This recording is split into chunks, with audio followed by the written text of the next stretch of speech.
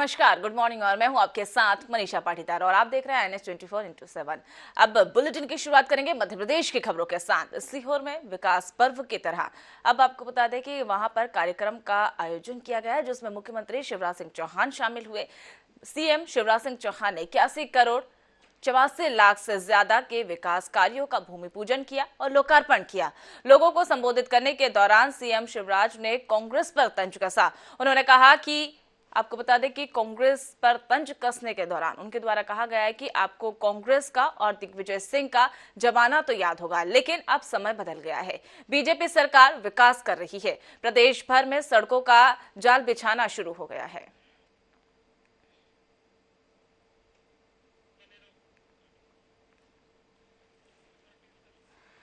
तो आपको बता दें मुख्यमंत्री शिवराज सिंह चौहान सीहोर पहुंचे थे और वहां पर जनसैलाब जो है काफी तादाद में उनका देखा गया। उनके द्वारा रोड शो किया गया और जनसैलाब बहुत सा उमड़ा हुआ दिखाई दिया। ये तस्वीरों के माध्यम से भी आप देख सकते हैं। चौतरफा जो उनका प्रेम था वो सड़कों पर नजर आया और इसी दौरान मुख्यमंत्री शिवराज सिंह चौहान ने जनसभा को संबोधित किया और उनके द्वारा कांग्रेस पर निशाना साधा गया और उन्होंने जनता को याद दिलाया कि आपको दिग्विजय सिंह का समय याद होगा, लेकिन अभी जो है प्रदेश भर में विकास कार्य हो रहे हैं। बीजेपी विकास कर रही है, विकास की गति पर चल रही है। और इसी दौरान आपको बता दें मुख्यमंत्री शिवराज सिंह चौहान सीहोर पहुंचे हैं और वहां पर उनके द्वारा रोड शो किया गया और चौतरफा उनके द्वारा ये भी कहा गया कि प्रदेश भर में चौतरफा विकास किया जा रहा है। सीहोर का गोपालपुर गांव में अब तहसील मुख्यालय बनने के लिए वहां पर बनेगा और सीहोर में मुख्यमंत्री शिवराज सिंह चौहान ने इस बारे में बड़ा ऐलान किया है। सीएम शिवराज गोपालपुर में हुए रोड शो में शामिल हुए। गोपालपुर में सीएम ने 1 करोड़ 36 लाख रुपए की लागत से बनने वाले उप स्वास्थ्य केंद्र का लोकार्पण किया। साथ ही 50 करोड़ 36 लाख की लागत से बने अनेक निर्माण और विकास कार्यों का भूमि पूजन किया। मुख्यमंत्री शिवराज सिंह चौहान ने अपने संबोधन में लाडली बहना योजना की तारीफ की और कहा कि ऐसी योजना पूरी दुनिया में कहीं नहीं है। सीएम ने मंच से ही कलेक्टर को जिले में गौशालाओं के निर्माण का काम तेजी से करने के निर्देश दिए। ये हमारा परम कर्तव्य है और इसलिए कलेक्टर कमिश्नर है, मैंने निर्देश दिए कि गौशालाएं फटाफट कंप्लीट करो। जहां जगह है और हम ढूंढ रहे हैं वहां गौशालाएं और बनाएंगे। उनके लिए पैसे की कमी नहीं आने दूंगा, पैसे की कमी नहीं आने दूंगा। कहां अच्छे बड़े मैदान हो सकते हैं, क्योंकि खेतों के आसपास हम नहीं कर सकते। किसानों की भी जिंदगी, उनकी फसल होती है। इसलिए जितने जल्दी जितनी गौशालाएं बन सकेगी बनाने में कोई कसर नहीं छोड़ूंगा।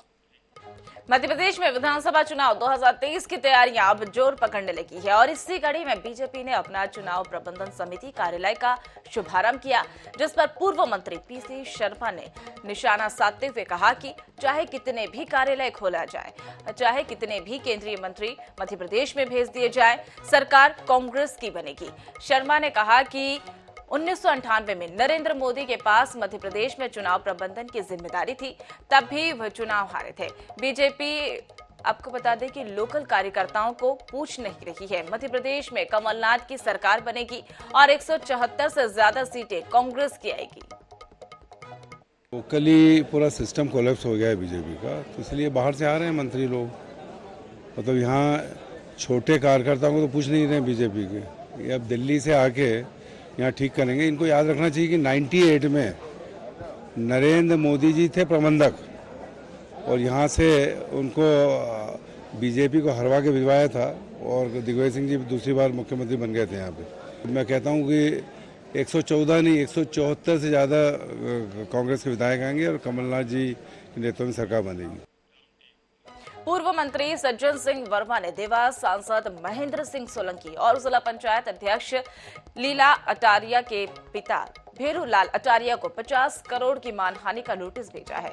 दरअसल भेरूलाल अटारिया ने वर्मा पर 50 लाख लेने का आरोप लगाया था और इसका सांसद सोलंकी ने ट्वीट कर समर्थन किया। इसके बाद पूर्व मंत्री सज्जन सिंह वर्मा ने आरोप लगाया कि सांसद महेंद्र सिंह और भेरूलाल अटारिया ने झूठी बातें की है, इसलिए उन पर मानहानि का नोटिस भेजा है। पंचायत के अध्यक्ष लीला देवी अटारिया के पति जो पुलिस विभाग में थे और इस्तीफा लेके आए हैं, उनको विधानसभा का लालच चढ़ गया है, अभी जिला पंचायत अध्यक्ष बनाया मैंने, विधानसभा का लालच आ गया है। उन्होंने मेरे बारे में जो अनर्गल बातें कही थी, मैंने उनके खिलाफ मानहानि का मुकदमा 50 करोड़ का मानहानि का नोटिस उन्हें दिया है। मैंने कहा कि इस व्यक्ति के पास 50 लाख रुपए कहाँ से आए। एक पुलिस में नौकरी करने वाले के पास इनकम टैक्स को मैंने एक पत्र भेजा।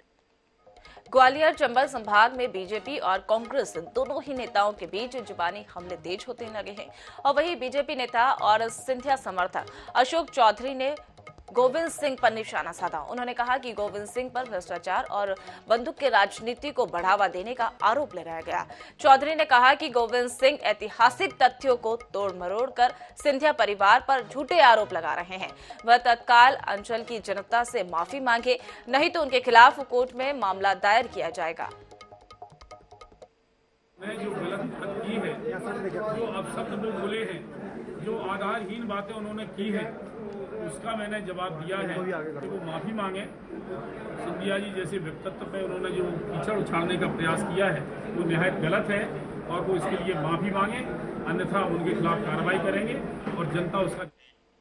मध्य प्रदेश में कांग्रेस के राष्ट्रीय महासचिव प्रियंका गांधी के दौरे के बाद बीजेपी और कांग्रेस के बीच बयानबाजी का दौर जारी है। एक तरफ मुख्यमंत्री शिवराज सिंह चौहान ने प्रियंका गांधी पर झूठ बोलने का आरोप लगाया है, तो वहीं कांग्रेस के मीडिया कोऑर्डिनेटर अभय दुबे ने प्रदेश सरकार पर निशाना साधा है। अभय दुबे का कहना है कि बीजेपी अपने राष्ट्रीय नेताओं से भी झूठ बुलवा रही है।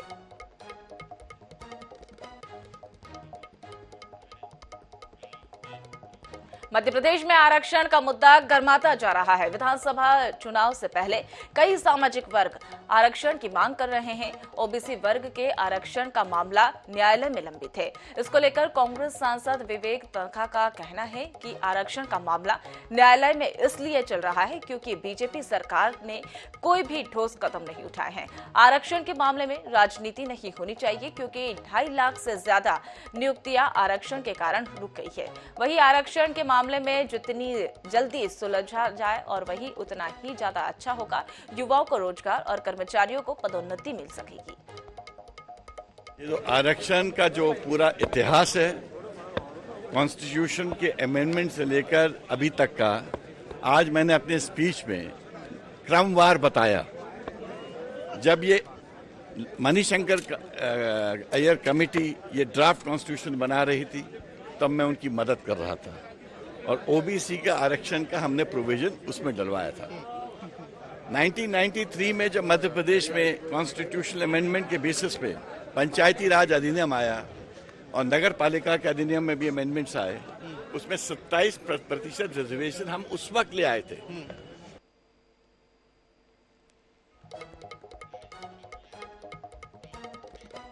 विधानसभा चुनाव को लेकर कांग्रेस सभी वर्ग और समाज को साधने में लगी हुई है और इसी कड़ी में मध्य प्रदेश पिछड़ा वर्ग संयुक्त मोर्चा की बैठक राजधानी भोपाल में की गई और इसमें पिछड़ा वर्ग के लोगों को ने 27% आरक्षण की मांग को लेकर कांग्रेस से की है। वहीं प्रदेश में चुनाव में 50% सीटें ओबीसी वर्ग को देने की मांग की गई और इस अवसर पर पीसीसी चीफ कमलनाथ ने कहा कि मध्य प्रदेश में पहले भी कांग्रेस की सरकार ने ओबीसी को 27% आरक्षण दिया था, लेकिन बीजेपी ने इसे कोर्ट में ले जाकर विवाद खड़ा कर दिया और आज तक ओबीसी को आरक्षण का लाभ नहीं मिल पा रहा है। और वहीं कांग्रेस की सरकार आएगी तो ओबीसी को एक बार फिर से 27% आरक्षण दिया जाएगा।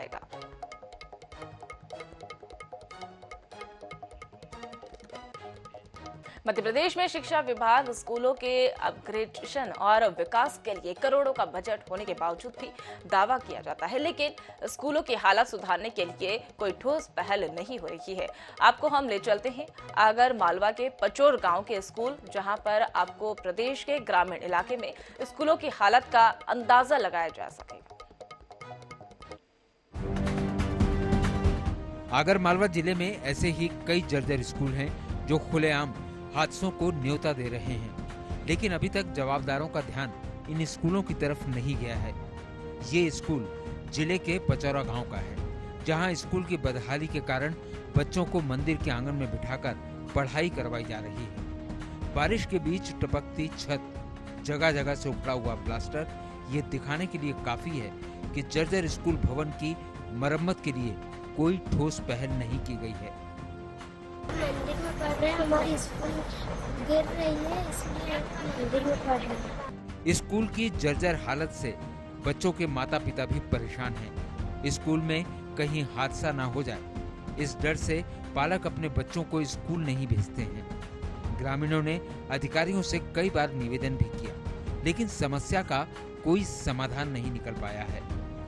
भेजा था पढ़ने के लिए, तो उस पर गिट्टी कंकड़ गिरा, तो आज स्कूल नहीं आने पाया।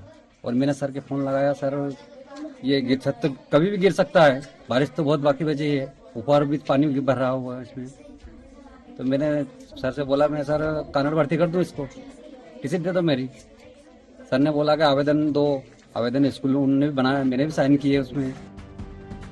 बरसों पहले बना ये स्कूल अब बच्चों की पढ़ाई के लायक नहीं रह गया है। स्कूल की खराब हालत से शिक्षक भी परेशान हैं।